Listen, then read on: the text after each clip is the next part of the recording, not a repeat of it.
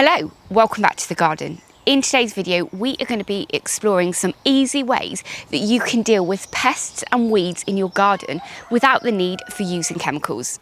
This video is sponsored by Welsh Water's Pest Smart Campaign, which encourages people to consider smarter ways of weed, pest and disease control that do not impact on people, water or wildlife. For more details on this, please head over to their website. I've linked that above in the cards now, and it's down below in the description.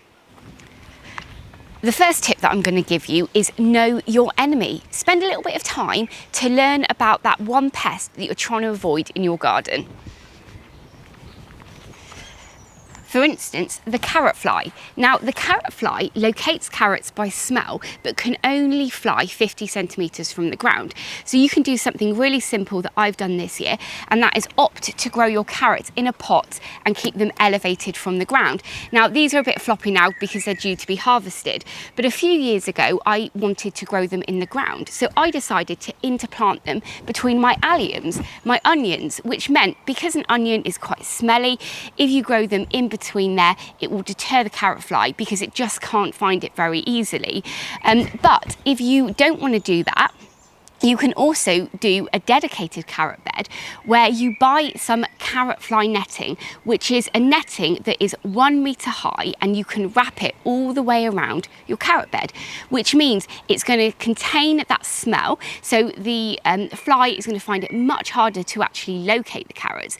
But even if it can smell them, it can't fly higher than 1 metre, which means you're going to benefit and have a really lovely crop without the use of spray. There's another really simple method that you can use in the garden to disguise the smell of certain crops, and many gardeners do feel that this is a tried and tested method, and that is to make a simple garlic water spray. All you need to do is boil up some cloves of garlic for about 15 to 20 minutes. Once it's cooled, add it to a spray bottle, and then you can spray it over all of your crops. Just remember that if you do this, if it's rained, you need to reapply it. Now, let's move on to the cabbage white butterfly. That absolutely loves every single brassica that you are ever going to grow, whether it's your kale, your cabbages, your broccoli. It loves it all. And that actually locates the brassicas by sight. The cabbage white will find your brassicas and then lay its eggs on the underside of the leaves. As soon as the caterpillars hatch, they then have an absolute feast on your brassicas and turn them into net curtains in what feels like 24 hours, and that's what happened with mine on my allotment in the first year. So I was so excited to be growing cabbages. I spent a long time looking at the varieties that I wanted to grow, growing them from seed, and then I put them in a really beautiful row at the allotment, and they didn't last very long. So that got me thinking about how I could deter the cabbage white from coming anywhere near my allotment for future years. The first thing I thought about was getting a brassica cage. It's probably the quickest and easiest method. However, that can cost quite a lot of money and they can be quite big. So with my allotment, that wasn't something that I wanted to do. So then when I was investigating this, I came across something called sacrificial planting, also known as trap cropping, which is the deliberate act of growing plants to attract pests. How I achieved this down at the allotment was so easy. I grew a row of perennial kale, which after a couple of years was about 5 foot tall. And every single year, that whole row was completely covered in caterpillars.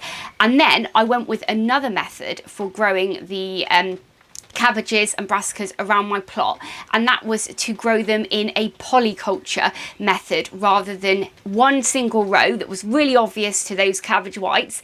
I dotted them around different crops within my allotment, which made them really hard for the butterflies to find, and all they could see was this really big beacon of perennial kale, so they left everything else alone.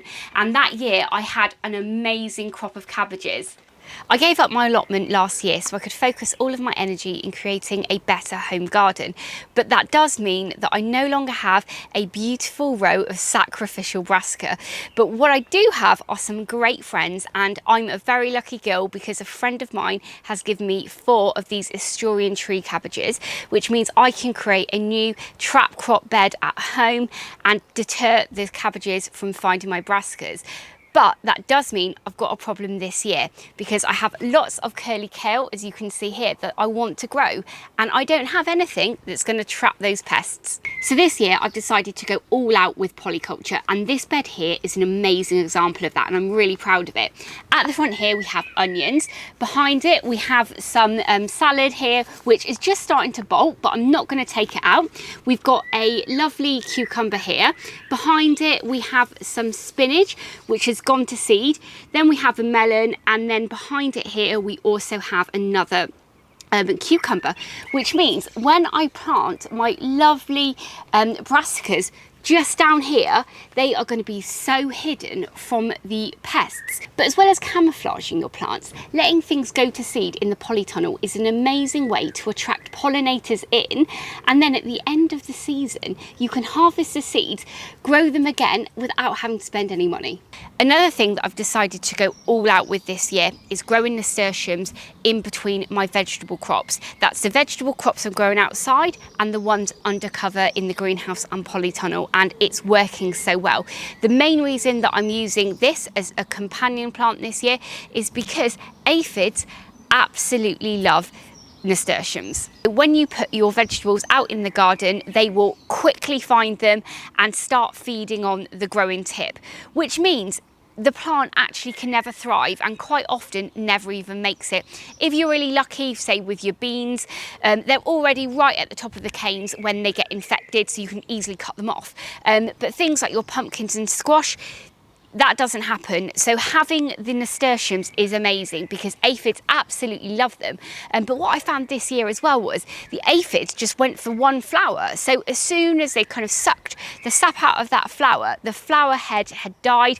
I was able just to pick that one off and get rid of it. So then it won't affect any of my other crops. So this year that has been absolutely amazing. But what is also great about nasturtiums is they're beautiful, they attract pollinators, but you can eat them as well. So you can put them in your salads and they always look so lovely. Now let's talk about weeds. Over the last couple of years, my opinion on weeds has definitely changed. I'm really lucky as well that I've got a big enough garden that I can just let certain areas grow wild.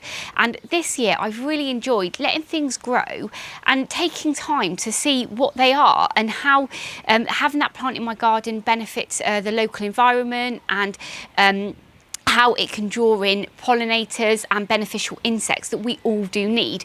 But one thing that I have an issue with every single year, and that is weeds on the patio. So if we think about weeds in the garden, they are pretty simple to deal with. You can spend maybe 5 to 10 minutes per week hand weeding or hoeing over the ground, and that will keep them at bay for most of the year.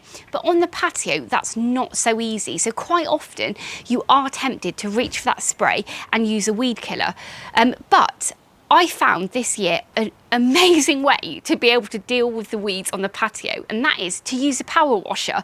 When you hand weed or if you spray those weeds on your patio, you're leaving behind some of the roots or the growing medium, like the soil in between the paving stones. But if you use a power washer, you can really get right deep down between the crack in the paving slab, which will then remove that growing media and make it so much easier. If you also power wash, it means that you don't have to wait for the weeds to die when you've sprayed them and then remove them. So it is double fast and an absolutely amazing way to deal with your weeds.